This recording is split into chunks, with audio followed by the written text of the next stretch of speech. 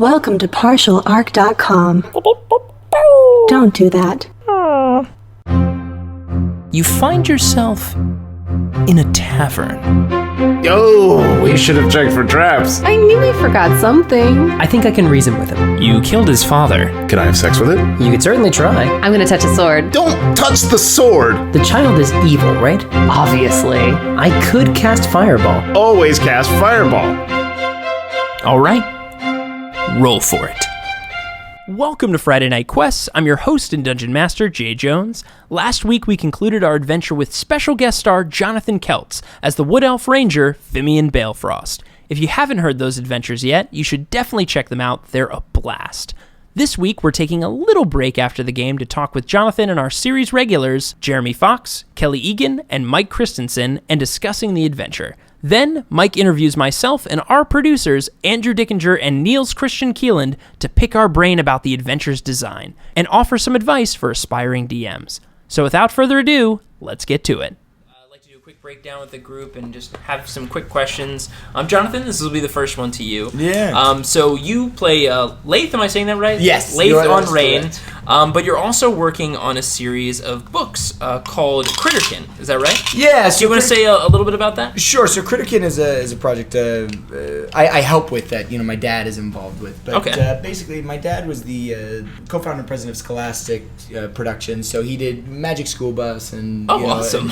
Indian in the Cupboard. I think we can all relate to Magic School Bus. Yeah. Indian in the Cupboard. I think we all have fond memories. Oh yeah. Wow. Love both of those things. So while Magic School Bus was an educational entertainment property that was, designed to make science and learning fun, but teaching science was the goal.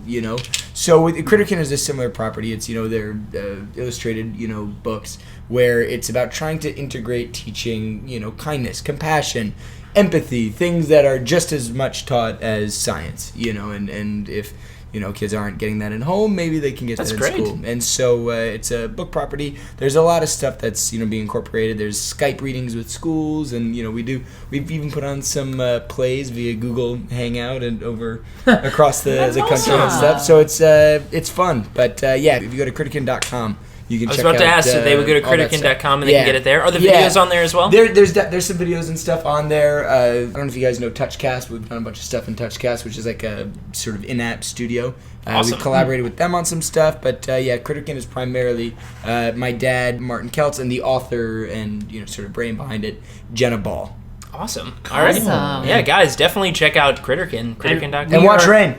And watch Rain. And watch Rain, absolutely. Yeah. And we're obviously, we have a lot of fun talking about animals on the show. We're big fans of animals, so anything with little cute animals, we're always... Yeah, there's someone here that Kelly draws, I think, every one of her forms. It should be online, by the way. Well, I'm going to actually illustrate it because I want to make cards much like... I have druid spell cards that are coming because druids can rotate their spells from the whole list. It's quite incredible. Yeah, they got the Rolodex. It's hard that's why you see me flipping through my book all the time. I'm like, I can't remember everything. But I think everybody should see the original. We'll definitely post them on some of the show notes. Yeah, I was going to color them, but keep them true to their weird adorableness. Yeah, Burf is on there. Burf the bear. Burf the bear is there. Absolutely. Yeah, so animals are fun. Part of the reason I'd like to think that we travel so much is so Izzy can not only just see all the different regions, because she's just lived in deciduous forests her whole life, but also the creatures there, because by being around them she could mimic their behavior and understand them and then therefore transform to them. So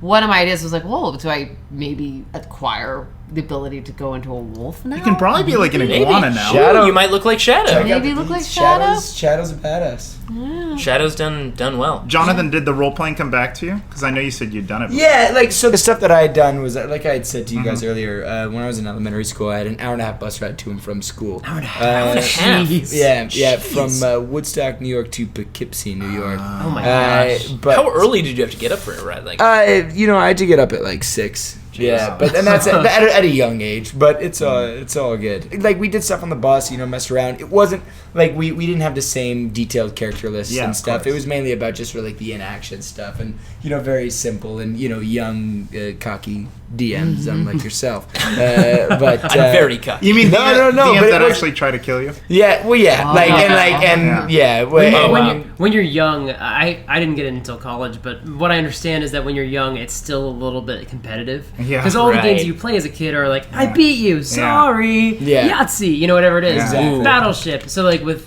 D&D, there's still a little bit of that, like, Yeah. haha, I killed the whole party. Like you Yeah. can run into that with little kids. Yeah, well, and this is great. I mean, the spirit of all of this was, fun and just, Yeah. going through the quests together. It was great. Yeah, you know? it was a good time. I No, only tried to it's- kill you guys most of all of the encounters, so. Now, you said you did play, was it like several characters you played, or was it like... Honestly, it was like, it wouldn't be too long form, you know what I mean? It would be like, it could even be something futuristic as well as something like, D&D. It would be just messing around. Yeah. You know? Yeah. Oh, cool. Yeah, but, we had a good long bus ride to fill, so homework, D&D, some Homework and D&D. origami, some magic. Yeah. Oh, nice. Actual real magic, No, right? Magic the Gathering. Oh, Yeah. okay. Yeah. That's tough to do on a bus. It's You just tough. have books that you're like, So, don't slip off, or don't on fall. the seat, that Yeah. sort of thing. That's yeah. awesome. You had a very magical bus ride. Yes, it's, yeah. A magic School bus? Ah! Dun-dun-dun-dun-dun. No. Thank you, everybody. That's all I have for you tonight. That's all the jokes we have left. But yeah, awesome job, guys. Yeah, it was fun. I wanted to just quickly go around. So what was everybody's favorite encounter? I'd like to hear from each of you. So there was 3. You guys fought a maybe or maybe not a basilisk. You don't know. You didn't. We never did that. You No, we never- did the check. We did check the roll. You did. We did. did. check. We figured it out eventually. A basilisk, or the lizard zombie creatures, or the weird abomination monster. Which one did you hate the most? The zombie, I Zombie. never like fighting zombies. For some reason, it's usually boring unless zombies are trying to get you in like a boarded up house. Mm-hmm. But generally, when you're just like swinging a sword at a monster, a zombie is kind of one of the more boring ones. See, I liked. I have nothing against fighting zombies. I liked this one because they were these warriors. Yeah. that Yeah, had they been weren't converted, stumbling zombies. Yeah. Yeah, you they know were. what I mean? But also, they were. They were savvy and they were hard as hell to knock down. Like, Yeah. they weren't like minions. Like Jay and I come from 4th edition, where usually if it's a zombie, it's one hit and it's down. Yeah. And you're like, all right, They're well, paper. that was fun. Yeah. But with these guys, they were hardy. They took some Yeah. hits. Yeah. But also that there was that undercurrent to them that was like these guys were like Frankenstein, and that's really unsettling and Yeah. creepy. Like that for me, it was like very in tune with. The first fight was a lot of fun because of the environment. Yeah, It was the really water and everything interesting was cool. because you could imagine when Izzy and I did our thunder wave attacks, or I did shadow rather, but the same effect. You have like the water in the air, and like it's such a small space, so the thunder would be so loud. Yeah. Like there would be You'd almost no- want to cover your ears. It Yeah, would realistically- echo the water. Yeah. Everything would Yeah. just be bad. It would have been crazy, and it was just such a cool space where like realistically you can't really see what's going on, and it was really like unsettling and cool. And then when they start attacking us with their eyes, and we keep saving out of it, so we don't know what the effect is. For like the first 4 attacks, we were like, okay, I didn't get affected by whatever that creepy thing was. Yeah. I wonder what that creepy thing was. And it Yeah. wasn't until Horace, I think you failed the Yeah. first one. Yeah, he did. Yeah. Yeah. I always like to think about D&D fights as like what's happening around us as we're fighting, and I love the idea of in that one where like as your big spells were going off, like the idea of the water creating these huge waves that were almost knocking us over, and like filling up the back end of the cave, and like I love that Or stuff. the light of like the fire, or the color spray like Yeah. reflecting off the water. Yeah. Like that kind of stuff's really cool. And we do some of it while we're playing, but then we think about it later on, like, oh, that would have been really cool looking. Like Like the idea of that dragon abomination like crashing down through the jungle canopy. Yeah, breaking the That's trees. pretty cool. One of my moves as a spider was going to be to put it in a web in between the trees. Oh, web it up? Because That I would started be to think, cool. I'm like, what is around? Because like way long time ago, the first like cool, my favorite attack I did was like remembering that there were carts of pumpkins around us, and I'm like, oh, I'm just gonna open all the carts and let all the pumpkins roll our way. So I was thinking like, what's around us? What can I like set on fire? Which is such a Sweeney move, but like, Yeah, exactly. what can I like? Yeah. What can I like? Is there a mountain? Is there rocks on it? Can I bring the rocks down on it? Because I don't really have that powerful spells and everything, and my bear form's gone. So I'm like, okay, let's bring the whole ship down. And I would say you guys were pretty playful with the environment and a lot of the stuff too. Either it affected the environment, Horace, you were jumping up on tables and things like that. That was great. I liked that yeah. a lot about that fight. Was very there was a lot of- swashbuckly Yeah, fighter yeah. style. Yeah. And Well, it also divided us so fast. Like that's the interesting thing about that fight, where you really because sometimes you have like the monsters, the basilisks. Yeah. You know, we had them coming from both sides, but mostly because of the thunder wave, we ended up being so far apart from each other. Yeah. Other than that, we were back to back, and it was we were mostly okay. But then with the table in the middle of the temple, like you have to choose, like you have to pick a side, and you're taking down one side on the other. You're like, how many hit points do you have left? Okay, we'll get there. We'll get over there. And then you had the kind of reverse problem with the dragon, the Manicore sort of mixture monster mutation, where it's like there's so many ways to die.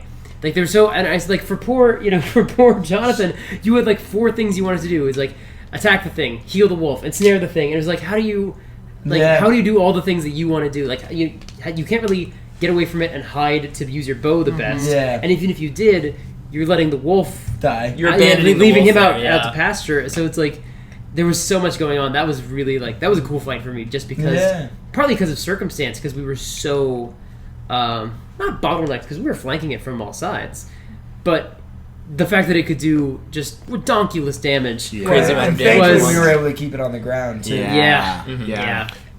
I was ready to die if it started flying. It was very close to I'll about just flying kill it away. in the air and then fall with it. I was like, I'll do it. Epic mid-air battle with Horace and I Christensen. do not want to die. I actually thought, I was like, this might be the end of Horace. I'm on the back of this thing. And Because I was watching. It was trying to hit you and knock you off, so Yeah. you would have been its next target after the bear. Yeah, Sweeney didn't take any damage during that fight, but Sweeney was mostly powerless to help any of you guys. I was just like, I have to keep hitting it with things like if I you had your rotation, you sort of double. If I had to because if I went in there and try to heal the wolf, I would have been completely useless for the rest of the fight because I'm useless. You would have had to disengage, or else the thing would have been attacking. And it was just like I was just like, I hope you guys can do this. Yeah, thank God it didn't even pay attention to you. Yeah, that was close. Yeah, and that was the first time. Yeah, like you said, that was the first time Izzy's been knocked out. Your bear form got dropped out in one go. Never happened to her. That was I think that's going to be like a sobering experience that we'll probably see in later adventures as well. Like, her getting a little bit more like,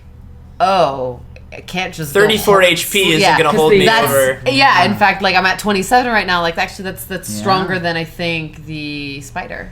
Spiders are like 24. Yeah, that's the thing I was going to say is the animals don't scale in intensity, but the monsters we're fighting do. Yeah, as a rule, you're fighting bigger. But that's extra HP. Right, anyway, that's it. I can double it. I would drop back down. Yeah. But it's still like when we have something like this that if it turns its head and its claws, or it has like a melee attack on me, that could hit up to 30. It's like, fortunately, that was also you did crit, which was cool. That was managed to. That was very. You instantly killed Zimfa. Yeah, you instantly killed Zimfa. Well, he was attacking. Well, you heard it. He was hurt too because he had shot him and done pretty sizable damage with that arrow. You got him in one. Got him right through the foot, pinned him down. I didn't really. I liked when you slapped his thorn whip away too.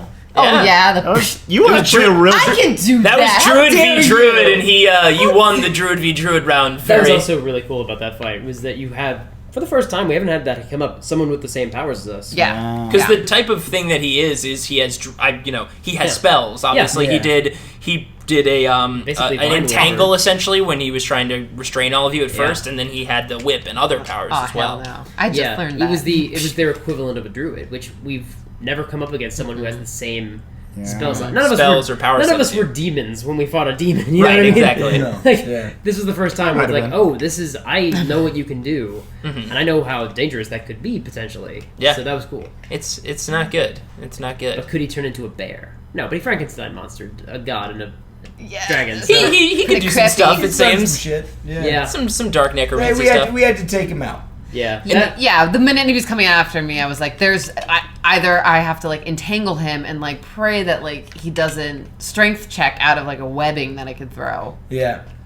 So what, he can explain himself? Like, no. Yeah, well, we were gonna. That's not Velvet League style. Yeah. Velvet League style is to kill. Yeah. Slash now, ask questions. I didn't think we had a choice. I just didn't think we would be able to get Zamfa out of it alive either. I didn't think that. I was like, no way. He was not even on my radar, honestly. I didn't want to kill him. Yeah. But I was like, dude, there's no way. Like, we have to just kill him as fast as we can to put our attention back on I have a few things that can hit multiple people. Like Shatter can, but you guys were all too close to it. Or there's Witch Bolt, which I can use to target certain people. But at the end of the day, it's like I need to go with the things that I know do damage. So it's like I couldn't. I couldn't worry about Zephyr. I just had to be like, I hope my allies decide what to do with it. I'm not picky. So I was kind of worried that Xantha was going to run. We were going to be like, now we got to think about, like, what do we do if Xantha's gone? Yeah. Is he going to cause problems for us in the future? Well, yeah. That's what I was thinking about. You guys did catch him, so he didn't manage to get we were away. not letting him. I was not letting him get back to your girl at the end. Yeah. Yeah. Well, Yeah, she's Jenny your girl. here. Oh, you meant Jenny. Jangle, Jangle's Jenny. not my girl. Truly, you're destined to be with how well you got her name right. Girls love it when you get their name wrong. That's my experience. Consistently. That's my experience. And I guess it's kind of a last question for you guys, and I'd like to know this actually. For the Velvet League and for anyone you induct into the Velvet League, do you leave behind something for them, like a pamphlet or a parchment or a seal or something to be like you are Velvet League? Oh, like, they have to wear a pink ribbon around their bicep.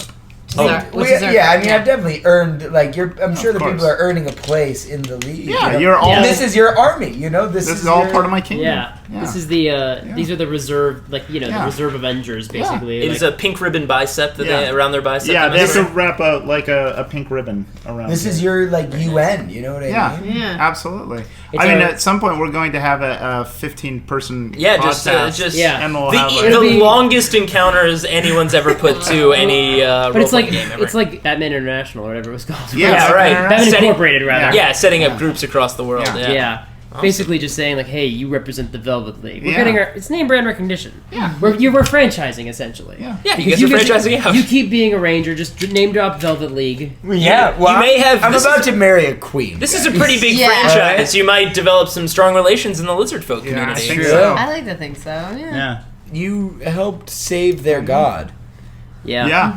And they're people. And you didn't disgrace its body. That was very smart of you. Yeah. And we rescued its mutilated warriors from the There- basilisk pigs. There might be a statue of Horace at the temple now. Oh Whoa, my whoa, God. whoa, ego here. Oh Don't give my him more God. ego. Oh my god. Return it. It's just statues of many statues of I'll Horus. be jealous of my own statue. You'll destroy it.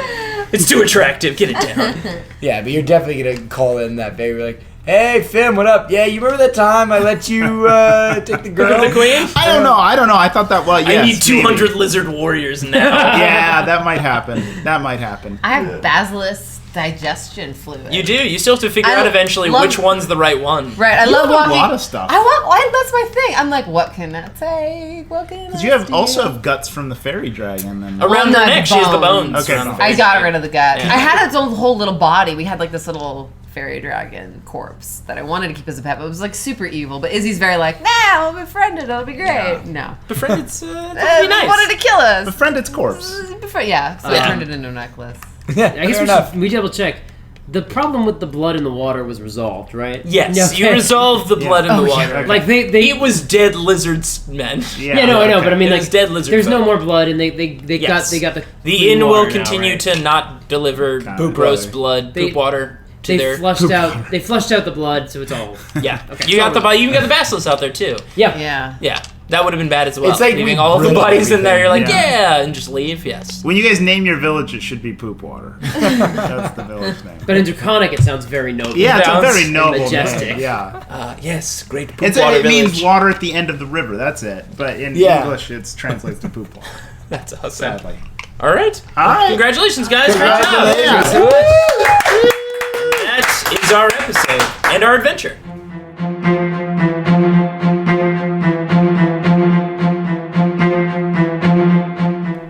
All right, we're back with our producers, our dungeon master tribunal. Is that where we are? We are the tribunal. We have Jay Jones, who runs the game. Hello. We have Andrew Dickinger and, well, first of all, Andrew Dickinger, hello. Hello. And Niels-Christian Kielland, Good morning. who help design the encounters with Jay.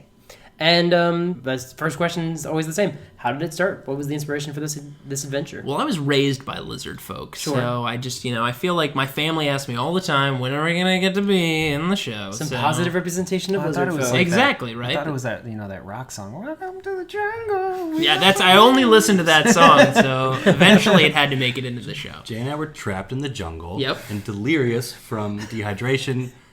Saw a lot of lizard people. Yeah. Befriended them. Fought a god. 2 years later, we came home. It's quite an eventful picnic. And we wrote Started it all off down. nice, but went way downhill. No, but so what But was yeah, the- so you didn't answer the question. So like the previous adventure, we wanted to show that they're still traveling the world. So different location also offers the option as writers and as designers, more different monsters and different environments to play with. So we were like, completely different one, jungle, here we go. And also it gave me the option to throw in a different group of people other than just like humans and elves and dwarves maybe. It was like, what's a fun, that's normally an enemy, what's a fun enemy or creature they could run into that you can make like a fun group of people or a tribe. Like a culture. Yeah, culture to actually run into that aren't just like kill, murder, sacrifice to death god. And it's like, oh, lizard folk are kind of cool and maybe we can make them not be terrible and be pretty they don't neat. have to be evil. They don't have to be, no. And I like that What are idea. you talking about? Anything that's not human is evil. Blah. Yeah, so that's definitely the angle of where we're going with the podcast and with the world too. And not everything's black and white. So I liked having the lizard folk just be like a nice tribe, and then everything kind of built around that. And then for the play test, because you guys test the Yeah. encounters before we do the actual adventure, who was the guest character you were using, and what did you learn from the playthrough, basically? I think he was a rogue. It was a rogue. It was a rogue, yeah. I think we do rogues a lot for our tests. Somebody's eventually going to be a rogue, Someone's right? gonna be a rogue at some point. Nobody, never. It's going to be the ongoing joke. The rogue is never picked. So in the Basilisk fight, the rogue, who was going to be the guest, got turned to stone died. Right. Got turned to stone and died. I was just gonna say, didn't it involve petrification? Yes, it Yeah, did. that's what it was. We were like, after that, I remember being like, this should be interesting, especially as the first fight for the It adventure. happened like immediately. Yeah, it happened right away. The first check, I think, was the rogue. Failed, and then second check failed, turned to stone, statue. Wow. This Yeah. is the fastest someone can turn to stone. And we still went with it. We were like, is this bad? No, let's keep it in there. Let's see what happens. Playtest taught you nothing. At this point, What we did were you- like, What did you you guys do? are durable. How did you course correct? Did you just grab another pre-generated character? Well, we finished off the fight. I think in the test, they still killed the basilisks, Yeah, they but did. the rogue definitely died. But you had 2 more encounters to test. Yeah, it's true. So the other encounters, I think the zombie one went about as close as we thought it was going to go. The zombie ones of them fighting in the bottom of the temple, and then the Fenra T one went really bad the first time because we didn't scale down the fire breathing. Oh. And Yeah. yeah. Or the, it's acid, isn't Well, it? it's acid, yeah. But we based it off of a standard chimera. Oh, right, And the right. chimera is just regular fire. It's Right. like a red dragon. But for the purposes of the adventure and the story, it's a black dragon and there's acid. But yeah, when we tested it first, they got really messed up. Like it immediately attacks with a fire breath that hits everyone and drops them all to below half health. Yeah. Except for like maybe Horace, who has a little bit more health than everyone else. But it's just like, oh man. I think when I started it, I didn't lower the fire breath damage. I think it's like 25 or like 30 It was a lot. damage out I think the it's gate. Like some people even pass the check where you only take half. Some people Yeah. do But it's full, still and like just 15 damage. Yeah. It's When you like, pass well, It was he does thir- that again, it was- we it all was 30 die. for sure. Even if we pass. Like, if he did it again, everyone would still be dead no matter Yeah. what. So we're like, okay, we want this to be obviously dangerous because we want it to feel like you're fighting a reanimated god, Yeah. but also still be doable for level 4 characters. So we had to trim down the fire. But yeah, those definitely the basilisk, the bookends of the adventure, where at least one person died, at least. Now, we still had an interesting event occur in the Basilisk fight. Right. With Izzy's Thunder Wave. Yeah, that was fun. Doing way more damage. She was a great third monster to have in that fight. I didn't anticipate. I was like, this is going really badly for the monsters, and then Izzy showed up, and we were like, thank God. That was unexpected. Yes. I think she didn't expect it to do No, as she didn't expect badly us it to take was as too. much damage as we did. None of us passed And the I checks. think only one of the basilisks. The basilisk nobody passed actually. Yeah, because only one of the Basilisks was in the range. Yeah. But no one passed the But check. she hit everybody else. 18 damage. Pretty great. It worked really well in the basilisk's favor. Yeah, that was a thing. Her face, I think it's in the show notes either for that episode or maybe for this I one. think it is. But her face just is pale, just oh. stunned. I just killed everyone. It was bad. And I think she knew it too going into it, but she didn't know how bad it was. No, gonna be. I I think this is a good idea. I think She did really well on the damage, and none of us passed the check. it was really good. We weren't counting on really that good at for all. me. But the Basilisk, I mean, did you just want to use them because they are sort of classic characters, or have you been chomping at the bit to get Basilisks in there? Or... Well, Basilisks are fun, and it was more or less, I really enjoy taking standard situations and subverting it or putting a twist on it, and I wanted you guys to go to this, the whole idea was get you to this well where you're going to find bodies, but instead of it just be bones, I like still drawing out that mystery a little bit longer and making it a little bit stranger. So instead of you stepping in the water and stepping on bones like, oh my god, dead bodies, it's stepping on rocks and strange rocks that don't belong there. So again, continuing that mystery, and the only way you can have rocks be body parts or bones is to make basilisks, and basilisks are cool, so why not throw them in there? And now that brings me to my next question. Which came first? What happened to the lizard folk Frankensteins, or the blood in the water hook? Because the adventure hook was blood in the water. When you came up with that hook, did that come first, and then you sort of figured out why there was blood in the water? Or did you know why, and that sort of led you to, oh, this is how the adventure will begin then? The blood in the water bit came first. Okay. So when we were first designing a bunch of the original adventures, we had the idea for the library was one of them, but we also had ideas for other ones. We were like, which adventures do we want to do first? And we came up with some starting pieces, like which one sounds cool for a first one, and the library was the pick. But it's sort of a classic dungeon. Kind of a classic dungeon, a great way to start. But the blood in the water well, I like that as an opening just because it's different. Because instead of each one being like, you're on a quest to kill a thing, it's like the party themselves keep kind of falling into these different adventures, like returning library books that turn into fighting a demon. Yeah. And like just helping a caravan get to a palace turns into political intrigue.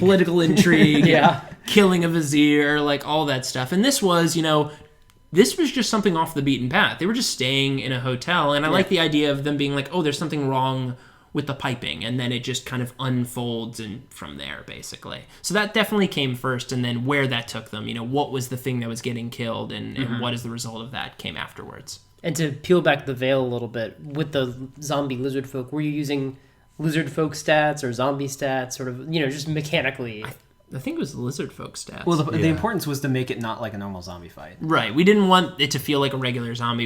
It makes sense. Use lizard folk stats and tweak them a little bit to fit zombie. Just to make the other way around. And that comes into that, once again, that creativity with the enemies. Like, you don't have to just like, oh, it's a zombie, therefore I have to describe it as it's described in the book and do it this way. Like, find the way that makes it work for what you want. Yeah, and use whatever monster stats are appropriate for what you are going for. Exactly. It could be I don't know, like cockatry stats, but you want to make it a velociraptor that has all this other stuff. Yeah, so describe it as a velociraptor and give it cockatry stats. Exactly. Yeah, take away the stone beak or whatever it is. Yeah. Stone raptors. Whatever the cockatrice thing is. That's a thing. Sure. And we talked about this actually, in what the listeners will have just heard is, we talked about this with the full cast. This is the first time we ran into someone with the same or similar powers. Yeah, that was fun. As one of us. And because we've never really fought a fighter on the same level as Horace. Like someone who's really like devoted and really good at fighting, and that's their thing. We've never fought a caster like Izzy or myself. So you had I guess it's a shaman, right, in the Monster Manual. That was a conscious choice, I assume, to like put in someone who had the same skill set to draw on. Yeah. yes, it was. Fair Next enough. question? No. Yes, it was. Yeah. To put in something that's like equivalent to one of the characters that's fighting it to make it more difficult. And again, like peeling back more of what the characters have to deal with. It's not always going to be, oh, that thing's trying to bite me, I just shoot it with fire. It's like, well, that thing's making the environment change, or it's turning my enemies against me, or it's just, again, like upping the ante of what you guys as a group are going to be encountering and running into. Well, it creates fun storytelling to put in a character that does the thing that you do, except maybe they end up doing it better than you, and then it like makes them furious. And it gives a nice competitive edge to it. I'm gonna murder this. Because was it a conscious choice on the day to have him go after, to have Zimfog go after Izzy? Oh, that was definitely in the moment. Yeah. That was not like, oh, he's only going to fight, because I never choose how the monsters or creatures fight who and in what order beforehand. No, that's always, it's very organic, and where people are positioned, where it's as reactive as a monster would be in a fight anyway. Yeah. But it was definitely based on what Izzy was doing and the spells she was working. It made sense for him to go after her right away to basically, I know what you can do because I can do it too. Yeah. So I'm going to lock you down. It was a wizard's first. duel. Yeah, you made basically. a wizard's duel. Yeah, she definitely won that wizard's duel. Druid's duel, rather. I'm going to turn into a bear. You mean disembowelment ends a duel? I mean... He had some cool transformative stuff too, but you can't transform when you're basically body parts. Yeah, that's the thing is, Nope. We talked about last time we had, clearly anytime we have a major enemy and a secondary threat, be it a Cambion and a bewitched Horace, or the Grand Vizier Yuanti, I think is what he was, and the Fairy Dragon. We will always take out that you will secondary dispatch threat. the little one very quickly, yes. I mean, Zimfal got some good hits in, don't get me wrong. Yeah. But she just eviscerated him. Yeah, she jumped on him and basically just messed him up hardcore. Yeah. I'm pretty sure he didn't succeed really at all with his abilities against her either. Yeah. I think she dexterity checked out of a few of like the vine. I think he threw like a thorn whip, I think, at her. Yeah, and she got out of the way of that too. She just wasn't having it. She's like, no, I do all the whipping around here. And you mentioned the encounter, or the environment rather. How important is it for the environment in a fight? I think it's super important. I think the environment makes some of the fun dynamics. I mean, the environment is almost like it's really important because it almost becomes a character itself in the fight, like depending on where you are, what's around you, and how the characters use it. That's the thing. To their advantage or maybe their disadvantage. Exactly. Yeah, I mean, you could just have people fight in a blank space and it's a blank space. Or you can have it actually have tables and chairs and trees and vines and all this other stuff and force your players, or at least inspire your players to be creative. Yeah. And that comes down to also as a DM knowing your players. Like, do you know your players like to be creative and do stuff like that? If there's oil torches on the wall, are they going to dip their blades in oil and light it on fire and do something cool like that? Then lean into it. Give them those opportunities to play that way. I would actually take that a step further. If your players don't enjoy that, start feeding them opportunities to do that. If you look at any of the adventures in our game, we try to create interesting environments for the characters to have fun with. The tables in the bottom of the temple, I mean, Horace dove right into that. He was jumping across the tables like a classic swashbuckler. And using them to get literal advantage. Exactly. He had the high ground. Even, I think, against Fenra T, Horace was jumping on the back of the monster and fighting it from above. So it's giving the different environments so people can play around with it. It was a while ago, but if anyone remembers the very first adventure with the Cambion, there was they were in a burning bar at the very end. Yeah. And I really wanted to play with exhaustion because it's in the book, and it's like if the whole entire building's on fire, it should be affecting the characters as well. Yeah. And D&D actually has a mechanic where it makes it more difficult to breathe and do checks and things because of the increasing heat and fire. So even just in those environments, play with that kind of stuff. Look through the books and see what kind of ways you can really put challenges around your players. Definitely. And while we're on the subject of DM advice, this is the closest we've gotten so far to sort of a classic mystery. It's not really a whodunit because we kind of had a hunch very, very quickly, which wasn't at all You guys earned. got to that so fast. Yeah. No, but he did nothing. The brother did nothing to make you guys suspect We him. didn't even talk to him, and we just jumped to that conclusion, and we were right. But, that's metagaming. Yeah, basically. That's how It's it like, worked. he's a person that we haven't talked to. And it was He's Jonathan, probably too, evil. who's never played with you. Yeah, so it's true. He's just like, Jonathan jumped to that so fast. he's like, I bet it's the brother. I was like, oh, wow. All right. I mean, I agree, because I've played with Jay before. I feel like you're probably And right. I had expectations of you guys talking to the brother and what he would talk about. You guys never did. You never went and talked to the brother, but you just established right away that he was evil. So I was like, all right. But it was a what's happening. It was a monster story. It's the thing in the darkness. You don't know what's killing the people because you have the two possibilities, and it's one thing. It's one possibility. You're both right. But even when it starts, there's blood in the water. There's this mystery, sort of almost horror element to it. Do you have any suggestions for DM who want to run either mystery stories or even horror stories? I think with anything with your adventure, you have to figure out where you're ending up. So obviously know what the piece is.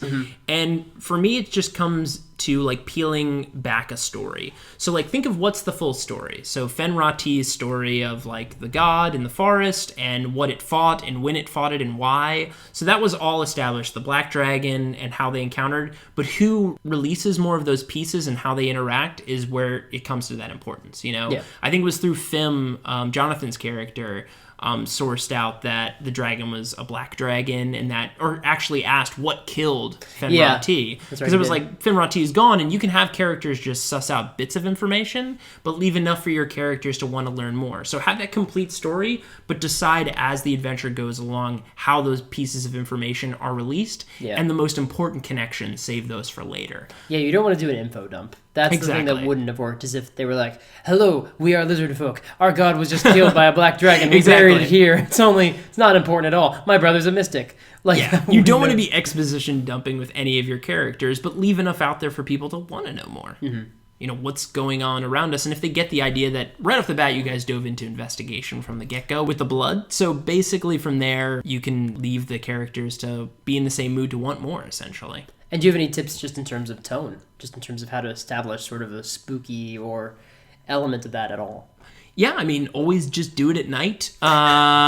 Start with a person screaming in a hallway somewhere with blood on their hands, and that's how you start every murder mystery, right? It's the creepy breadcrumbs. The little bits in the description Also, that are just like helps. Hopefully a healthy breakfast. It's like you walk into a hotel and you look in, there's rooms on the left and right, and you see think you see somebody out of the corner of your eye, and they're sticking their head around the corner, and suddenly they disappear, and you go down there and it's a dead end. And it's just like little things like that where it's just teasing like, out the creepiness. does that come into the story later on? Maybe not. That's a great point. The slight unsettling things in an adventure are a great foreshadowing of like foreboding, like it's getting worse, things are coming. Like in the adventure, when they're going to the lizard village, there's a certain part where they're in this smoke, they're in this fog, and there's these writhing maw vines that come out. And even that is like something part of like the nature of their village. It's a thing to protect them. Yeah, but even that's like a moment of creepiness. Something's coming. And even when they're in the water, it just starts to get worse. There's blood, and then there's stone bodies, and there's basilisks,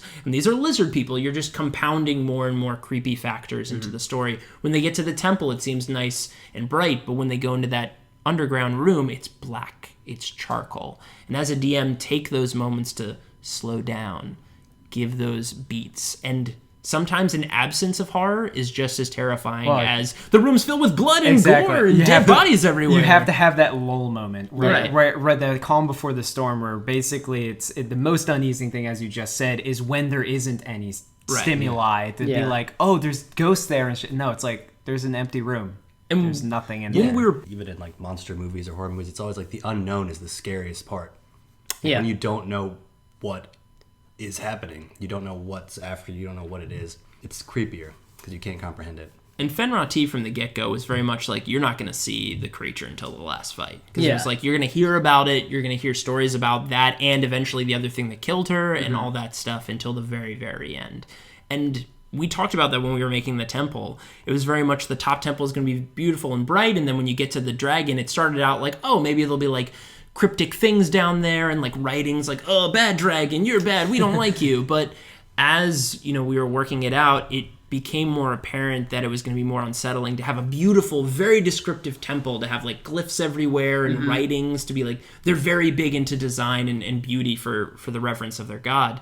But then when you get to the dragons thing, it's like part of their culture is they have it there, but we're not going to give you any respect of any designs, any outlines, just a simple stone slab above where you're... empty room. Empty, dark room with nothing in it. And the advice, I think, it's the same as the exposition dumps. Like, don't give them a horror dump of, Exactly. You walk in and there's zombie Frankenstein monsters. Like, let it That's be the other thing. The creeping fear gets to the players. And people metagame, so that's a way to counter metagaming when you're just like, there's blood everywhere. It's like, oh, this is where the big monster is going to be. You're like, well, there's nothing in this room but a long, simple hallway, and everybody's like, well, I know there's going to be something, so what the hell's in here? So you're building that up. To have the room start moving, and it turns out it's these invisible creatures, like, or these camouflaged creatures, like that's what the zombies were initially. Like, they were covered in the dust. So again, it's before you know what they are. It's just absence of stimuli. Something is moving. What is it? And even that scene was very much peeling that back. It was an empty room, and then you hit a table, and the table's covered in beakers, and then there's more things. There's like, oh, there's straps. Something was strapped to this table, and then that's again peeling back the horror of what this room probably was. And the god was the stats. It was based on the chimera, you said. Yeah, the chimera. Did you have that in mind and then reverse engineer the god and the dragon, or was it you knew they wanted to fight a god? How can you earn that? Like, what sort of came first, chicken or egg? what came first was I really wanted them to fight a chimera. I really wanted them to fight a Frankenstein-esque monster. I like the idea of something in the forest, like a group or a culture worshiping something, and it has been subverted. It has been changed or perverted, essentially. And I like that idea of them like still wanting to worship this thing of what it used to be, but now being this horror and this being a Frankenstein type creature. So I always knew Frankenstein, the most Frankenstein creature you can get right now in the Monster Manual is, I mean, unless there's a Frankenstein creature, is a chimera. I mean, other than like flesh golems. Other than like flesh golems, actual monsters and stuff like that. Is a creature of multiple creatures glued, slammed together, and with that's the chimera. And I love the chimera. It's got so many cool powers. I think a lot of it starts that way of just perusing the Monster Manual and just being like, this sounds really awesome, and like, you know, because if there's a history behind it, then you get interested in it, and then you can write it so then your players will be interested in it. Exactly. And you're sort of, you take a pass for the level that you're on. You know, you're like, well, we're level 1 or level 2 is when we start. Well, once again, you know, make it work. Like, you can just make it work. If you but really if you like see the way something that you're works. like, ooh, that doesn't work for this level, but I want to. Now I'm going to make it work. Like, just do what you want. But it's you also then, when you reach higher levels, it just opens up new worlds for you. It does, yeah. And that was Chimera, like every other creature we have in these adventures, most of the time is a tweaked version of that to fit it a little bit closer. So if you find yourself encountering a Frankenstein's monster chimera, Jay Jones is the man to... person to blame. Person to blame or thank. Yeah. It's up to you. You're welcome. For death by acid fire, or whatever it is. FridayNightQuest@gmail.com. Guys, thanks so much. And we'll see you guys See you on soon. the battlefield. See you on the battlefield. See you on the battlefield. Bye. That's it for this week. Thanks again to Jonathan for giving so much time and energy to record with us. As you probably noticed, this adventure was a long one, and he was so great to game with. Be sure to follow him on Twitter @JohnnyCanyon for more updates on Rain and CritterKin. Next week, we'll be bringing you part 1 of our adventure with Javier Grillo-Marxuach, an Emmy Award-winning television writer best known for working on Lost and The Middleman, and currently working as an executive producer on the upcoming 3rd season of the CW series The 100. We had a blast playing with him, and be sure to join us for that. Show notes, photos, and character art can all be found on partialarc.com, that's arc with a C, where you can listen to or download full episodes. And be sure to check out our other podcasts as well, including our newest podcast, Blockbuster Smash Up, a spin-off of our previous podcast, Blockbuster Punch Up, where myself, my co-host Todd G. Levin, and our special guests will play a game where we will take one globally accepted good film and one globally accepted bad film and smash them together, creating one really ridiculous and often hilarious movie for you in real time. So definitely check that out.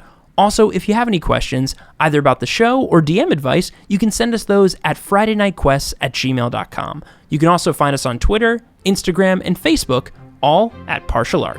Thanks for listening, and we'll see you on the battlefield. Yeah, I'm gonna loot the body. So, how much experience do we get? Well, now we have a skeleton army, so that's pretty neat.